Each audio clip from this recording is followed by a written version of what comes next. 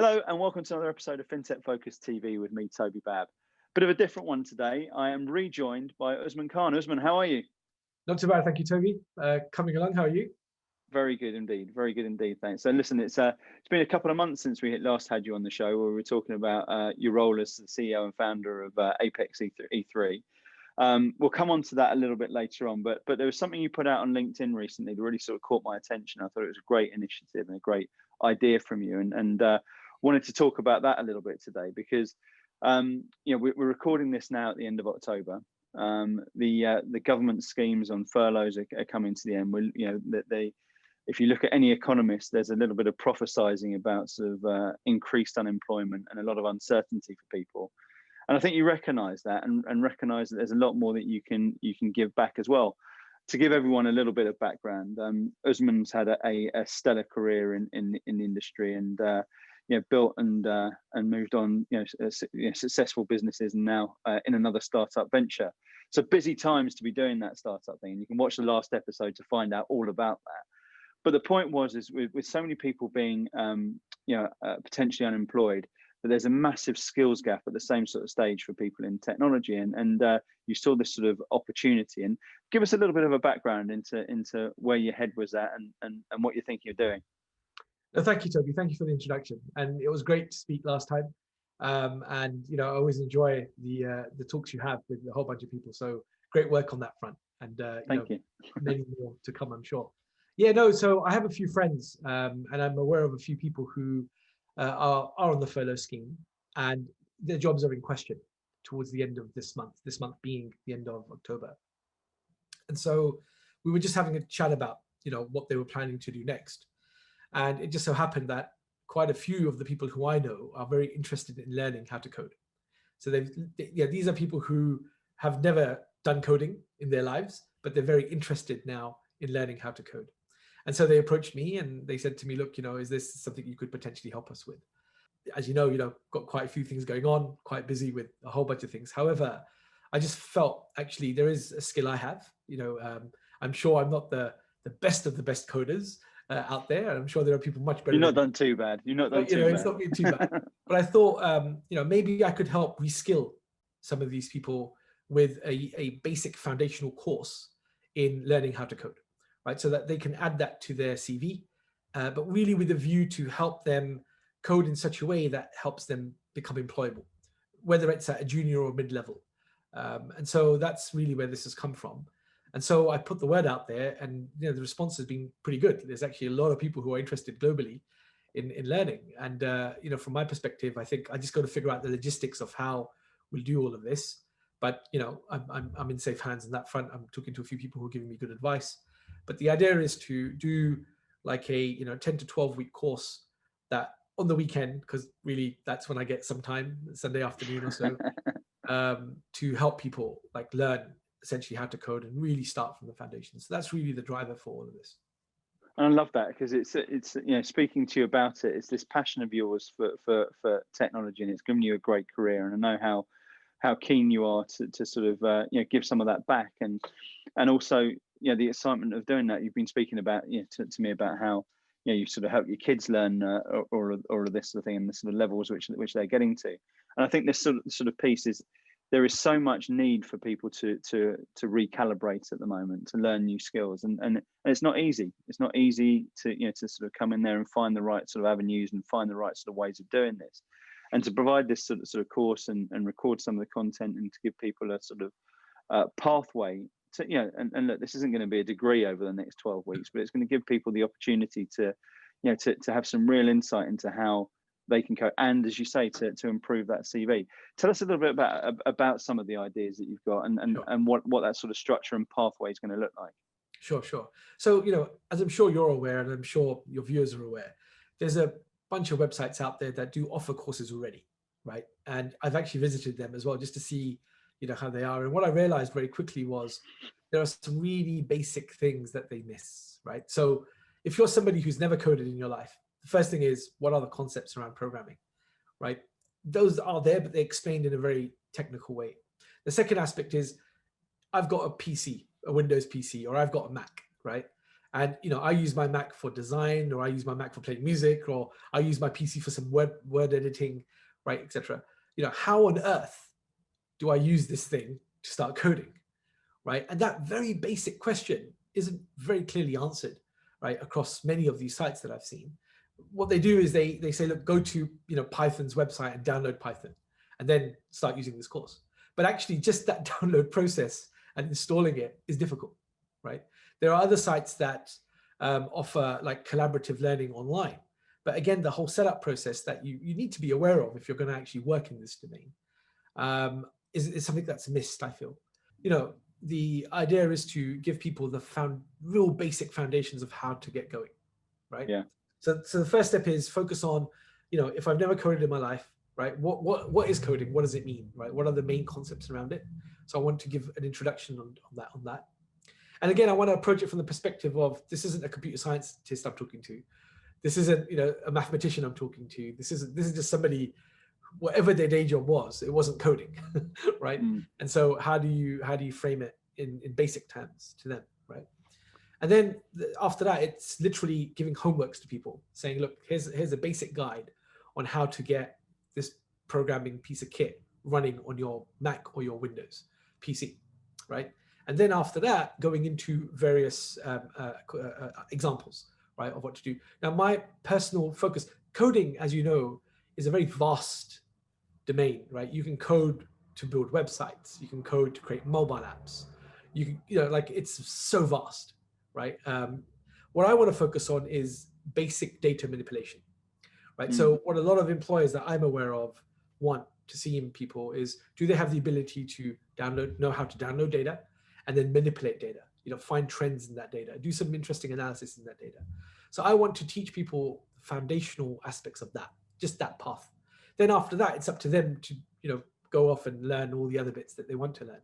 But as long as I can give them that foundational path, and then secondly, also what the process of thinking is for finding open source software or open source libraries that can assist them in achieving any outcome they want in their code, right? So just that whole process of, how do I go and search for a library and install that library in my code so that I can use it to do all kinds of different tasks, so that I don't have to code that myself, right? There's a whole way of doing that. Again, if I can teach them how to do that, empower them, then they can do that themselves, right? In the future. And then finally, like, how to position yourself for a job in this context, right? So, I've now learned how to manipulate data. Maybe I can give them advice on what other things to learn, after the course is done. And then once you've learned all of that, how to position for it, for a job, right? For maybe a junior to just under mid-level, Python engineer. And so really that's the objective of the course. I love that. And I think it's that sort of, I think the sort of soup to nuts element of what we're looking at there, for someone to say, right, I'm interested in moving into this. And look, people should be interested in a career in tech at the moment, because it's been one of the most robust all the way through this. I think there's the reasons why that's the case. And I think in terms of moving forward, it's going to be one of those things that adds real solidity and prospects and opportunities to people, to people's careers. So what we're talking about isn't just saying, right, okay, here it is, here's some skills which you can go off and use or not use. This is stuff here which is, the words you're talking about there, with, particularly with Python and data manipulation, as from our perspective, running a recruitment business, are some of the the busiest areas that we've seen all the way through the crisis, and trending to be even more important over the next 5 to 10 years as well. So we're setting people up here. You're setting people up here to learn a skill set that doesn't just sort them out today, but future-proofs their career and gives them a pathway to everything else that moves on. And you're absolutely right in choosing Python as that sort of area, because it has been the big demand piece. And your network again is there to help people and introduce them to people who will be interested in these sort of people. So I love the whole concept of it, and how it sort of comes out to sort of take a bad situation, as we've spoken about all the way through this show actually, but also through the crisis, take a bad situation and hopefully put people in a really great position moving further forward. So the who's interesting for me, this is people who you've been talking to already, and you've spoken about your sort of personal WhatsApp group, and you put something out on LinkedIn, and you've been approached from all over the world. And I think there's in excess of 150 people who, from 2 emails, that might have so far said, yeah, this sounds interesting to us. you're open to hearing from people all over the place about this, right? And the commitment that they've got to show is just do the work and have that sort of that passion to to want to make something from this and move further forward. No, that's exactly right. And this is by the way, it's a free course, right? So yeah, there's no charge here. This is literally just some hopefully knowledge transfer to people. But yes, that's exactly right. Like, it's really for people who really want to learn and want to, and this is going to be like maybe half an hour to 1 hour of your weekend, which essentially, if you feel passionate about it, ultimately could benefit you quite a lot in the future. But it's for people who want to actually commit and learn. And it is literally like, I'm trying to do this and I'm sure I learn throughout. Right now I'm quite idealistic about it. I'm sure as the course develops and as I interact with people, I learn more myself in terms of how to deliver it. But it literally is for anyone, right? This is for anybody who says, you know what, I want to try my hand at coding, right?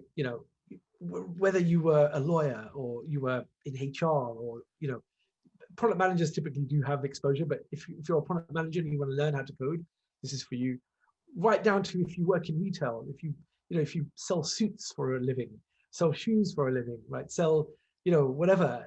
The point being is, I believe anybody can code, right? I know that sounds, maybe unrealistic, but I definitely believe if you can follow a set of instructions, you can learn how to code.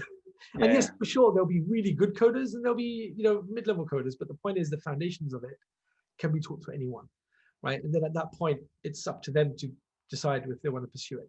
But I definitely believe anyone can code. It's just about what is the difference between a mediocre coder and a world-class coder? That's a great question, right? In my humble experience, those are the types of questions that you're posed with when you're assessing people, right? And we've assessed a lot of people in our time. I know you have. Jobs, right? As a result, it's a great question, actually.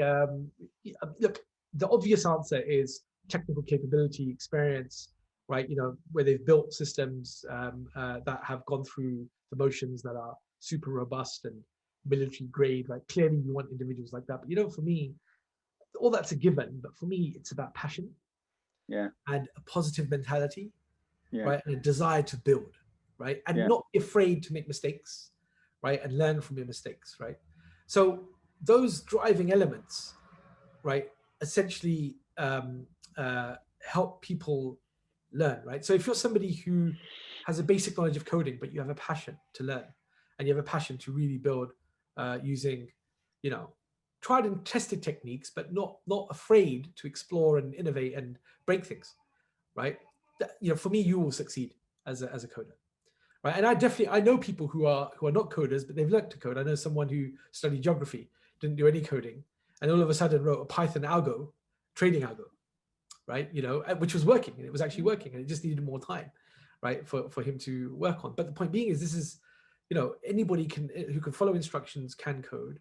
Now, clearly, you need to, with anything, it's that 10,000 hour rule, right? You've got to spend time on what you're passionate about, or what you feel is something that's going to help you in your life. You've got to give it time and commitment. So this isn't an overnight thing where, suddenly you go on Usman's course and you become a world-class coder. I'd love to be able to claim that and say that, but it's not the case. We'll see by the end of it. But, once you've learned the foundational skills, then you've got the power, you've got the foundations to learn more. And then really it comes down to, what you learn, how you apply it, right? The different experiences you go through to build things. By going through that journey, and it's probably a 1 to 3 year journey, right? It will make that out of that, if you stick with the cause and you keep learning and you keep building and you keep breaking things, right? You will come out as a good coder. There's no reason why you wouldn't, right? And for sure, some people are a little bit more mathematically inclined, right? And so therefore they will probably learn concepts a bit faster than others. Some people have the desire to learn technical concepts. I used to read protocols, right? Hundreds of pages of protocols, right? Back in the day, right? So there are some people who like reading manuals, right? Versus others who don't, right? And so clearly, the more you learn about the concepts, the better you be. For me, it's no different to being a car mechanic, right? Imagine if I tried to change my car's engine, it would be a disaster, right? And the reason why is because I haven't gone through that process of learning how to change the engine how the engine works, what are all the key bits, right? If I'd spent my time learning that, right, then maybe I'd probably take the risk, but it takes time to learn. So really, how good someone is, I think, is a function of how much time they've spent on that thing, on that skill, and how they've built around from it and what they've achieved from it. And that's probably how. It's interesting. We've sort of spoken for many years about 3 T's: time, talent, and toughness. So it's a natural amount of time that to get someone into that world class is 10,000 hour rules as you talk about. The sort of natural talent, as you say, people are mathematical or technically attuned to wanting to go down that sort of route, and then the toughness to actually keep going with it and to put that time and to have the setbacks and learn from those. And I think what's great about what you're talking about is this is that first step, and this gives people the opportunity to put into that. But as you say, look, there's nothing revolutionary about this, and we've seen we see sort of children being able to code very, very quickly. And when my kids were 7, 8, there were people hacking into the school system and stuff like that, and you just think it's incredible. But it comes from that. And what I love about this is this absolutely comes from your passion for technology, and this is something which you're doing in your own time at a stage where your company as a startup couldn't be busier, and going through everything around that, and to deliver that sort of real value and see a sort of I guess a socio-economic problem and provide to be looking to provide a solution to that. I think it's testament to your sort of values and I think it's a fantastic thing you're doing. I'm really excited to see it sort of develop. And I think there's so much around this as well, because look, what we're seeing at the moment is great things happen. You mentioned before about open source and that sort of collaborative way of learning and developing and bringing everything around that as well. What you can potentially build here is something there where you've got communities of that homework, and then groups, be it on social media or WhatsApp or wherever it might be, that help each other out. And this isn't just about an individual coming in and clocking in and doing something online on a one-to-one basis. This is about where a group can come together and learn collectively and improve collectively and help each other out and share their stories, and people who are going through tougher times actually coming together to support each other to get better as well. And that to me is really exciting. So the whole sort of scale of this, what happens over the next 12 weeks is interesting, but what can happen after that, I think is so exciting, and seeing how many people come through this course. You raise a great point. You raise a great point on that front. And so for me, for example, the whole collaborative aspect is critical. And actually, just from my humble experience of actually teaching my kids and my nieces and nephews. So I've already been doing it, to be honest with you, with my children and my nieces and nephews. And I will actually be applying the things I taught them to this course, because if it could work for them, it should be able to work for others. But what I noticed interestingly was when I set homework tasks on an individual level, they just weren't getting done, right? Yeah. But when you set tasks where they collaborate via Google Meet or Zoom, right, and they try and get the task done together, they would literally knock that out of the park. Yeah. And so, the whole collaborative aspect, one is, yes, to your point, like where people are maybe feeling lonely, or they want to work with people on something, either random people or people they know, right? For sure, that's a good thing. Like that should help people in their individual lives, but also just challenging a problem, taking on a problem collectively together and solving that problem together. That also has good effects on people, right? So, the collaborative aspect, like as you've mentioned, is critical here. Now, again, I'm not about to build a whole system to help people collaborate how to code. It's just I don't have the time. If I didn't have the time, I would build it. You got it. maybe that's a project or a startup for the future, right? Phase 2. But yeah, exactly. But the idea is, just using simple things like Facebook groups. I think you gave me that idea, actually. You mentioned that to me. Facebook groups and, WhatsApp groups and what have you. Just setting things up simplistically and then letting people get on with it and collaborating how they like. That's my purpose. Like that's my aim, just to do that. Yeah, when you've got that, people are so keen to do it, aren't they? They're so keen to share, and I think that's something which we've seen come more to the fore over the last 6-7 months or so, that people are there and wanting to support each other through things, and that's that deep learning, that ability to sort of raise your hand and have it answered by the community. I mean, it's exactly how Salesforce grew to the level it did, with a engaged community that were there and sort of raising problems, and the power of thought, the sort of wisdom of the crowd was incredible with it. And I think this will accelerate people's learning, which gets very, very exciting with it. So people listening, and you know, as you said, any sort of background, any sort of level of capability is welcome into this. Yes. Looking at it, what's the next steps for them? They're there. They can you know, get in touch with you on I know you're very responsive on LinkedIn and such like. We'll be putting this out you know, through various different channels, obviously. What are the next steps for people who are interested in hearing, saying, actually, do you know what, this sounds brilliant? Of which there should be many. No, I appreciate that. So firstly, hopefully when this video goes out, we'll share some details in terms of my personal email that they can contact me on. I am also devising a form for all the people who've currently expressed an interest. I'm going to send them a form for them to fill out, just so that I get an understanding of, you know, what they're interested in. The scale of what you got yourself into. Yeah, exactly, right. And so I'll be sending that out to people, so then I have an idea of their emails, basically, so that I can then reach them, you know, and send them the details. And then straight after that, it's just telling them when, you know, the live streams will start. I think the way I'm going to approach it is there'll be a few recorded sessions, right, that give people an idea, you know, about the course. There'll be homeworks associated with that. And then there'll be live sessions where we troubleshoot, you know, challenges or problems people are having with that. And I'm planning to do about 10 of those sessions, right, on a Sunday afternoon, where it's easy for people to hopefully join. So literally the next step is, you know, feel free to contact me, right? I'll give you my private email. And then after that, there'll be a form that will be coming around for people to fill out, after which the course will start. It's probably still a couple of weeks away from the date of this video, but yeah, that's the way to get in touch.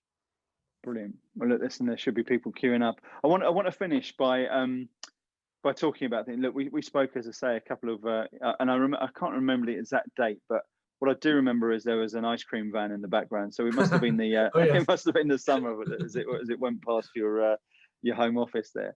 But tell us a little bit about what's been happening. Apex E3. Look, this startup journey is fascinating for so many people, and it's you know, in many ways it could have been a terrible time to start a business. In other ways, it could be the best, you know, possible time. I started in 2010, which was, you know, sort of still deep in the crisis of you know, the credit crunch and everything, and I couldn't be more grateful to have started the business at that sort of stage.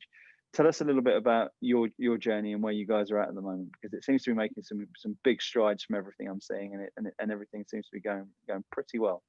No, thank you, absolutely. And yeah, so, you know, from our perspective, we launched our product back in the summer. You know, when we spoke, we went through a number of releases, and we had a massive release. Then we got a lot of feedback from our community. One of the big feedback points was, could we have an API that could help us access your data, right? And so we were like, yep, that's something we will look to do. So we spent some time building that out. Then we released that, you know, a few weeks back, and literally it's been pretty phenomenal. So, you know, now a lot of people are interested, from funds to asset managers to individual traders as well. So we've given that out, and now we're going back to our graphical user interface iteration. And, you know, the market we're in, which is the digital asset market, it is just accelerating so quick. It's incredible. It's incredible, right? It's the pace of development in that market. I mean, we're an agile startup, right? And in some cases we were struggling to keep up, right? You know, like this whole the whole DeFi, decentralized finance, right? Which is an area which is just expanding like crazy, you know, in the digital asset world, has spawned like all kinds of new financial, automated financial initiatives, right? From, you know, lending to raising money and what have you, right? Using automated protocols. It's actually really amazing stuff, right? But you got to keep up with it, right? And you got to constantly be aware of what the community wants. And so you got to keep that agility in the firm. And so, you know, we are doing that. So yeah, it's just, we're continuing to build. We have a great investor backing us as well. And so, you know, we're just continuing to build out. You know, we're a year and a bit into our journey. You know, we still got a long way to go, but it's still, you know, we're in a good place as a firm.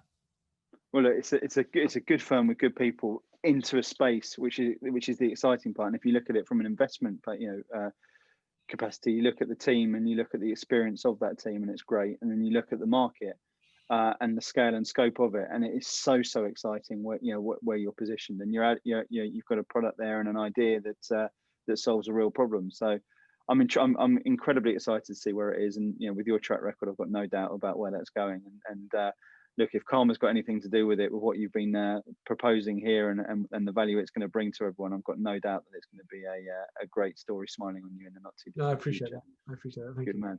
Well, listen, people I'm sure will be flooding to get in touch with you. This is an amazing thing, and like I said, as soon as I saw you writing it, I wanted to get in touch because I just think it's so exciting and so needed at the moment. So congratulations on that. I look forward to seeing what you're doing with it. And look, if anyone needs to get in touch or me to make an intro, I'm very happy to do that as well. So we'll be releasing all your details on that as well. Be prepared for the storm, and No worries. and I wish you the very best of luck with it. I'm looking forward to to watching the journey. Thanks so much for sharing it all with us. Real pleasure. Thank you. And thank you for all your help as well. I really appreciate it. Thank you. As ever, nothing but a pleasure. Thank you all for watching. Please do get in touch with Usman, and we shall see you all soon on another episode of Fintech Focus TV. Thanks a lot. Cheers.